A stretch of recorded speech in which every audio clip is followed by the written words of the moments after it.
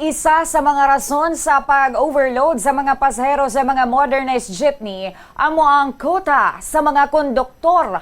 Sa interview sa Bomba Radio kay Raymundo Boyat Parcon, ang presidente sang Western Visayas Transport Cooperative, iyagin pahayag nga kung maglapaw ang mga konduktor sa ilang mga quota, mayara sila sa makuha nga porsyento. Apang suno man sa iya mayara gid sa mga salawayon nga konduktor. Kung sa diin bisan pa nga tuman nakagutok sa sulod sang pampubliko nga salakyan, padayon sa gihapon ang mga ini nga nagapasulod sa iban nga mga pasahero. Pahayag pa sinima kapila naman ka beses nga nakabato ng ilang nga opisina sang reklamo na hanungod sa overloading sang ilang nga mga unit.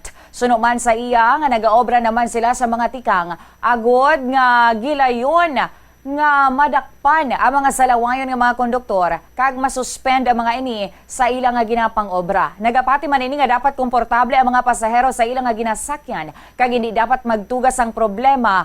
Dugang pa niya, wala nila ginatolerar ang overloading kag nagapahayag man nga pabor sa programa kung sa diin dakpo ng mga ini kagatagan sang penalidad. Pero na ang mga konduktor naton nga salawayon kay ti ining magsubra sang ilang standing, hindi na ni magsulod sa kay kuob nga pundo no kundi masulod nang sa bulsa nila no. Iti extra na why na sing ticket nga gina-issue sila kundi nagadiretso na sa ilang nga bulsa mo na iway ginaton nina sa subong gina-orderan na nakon ang aton nga monitoring sa pagmonitor sang mga tanan naton nga mga buses mga aton nga mga inspektor na magsaka sila sa bus naton inspeksyonon ano amo na nga why naton dire gina-tolerate ang mga konduktor naton nga nagapasaway kay sundo naton ng layi.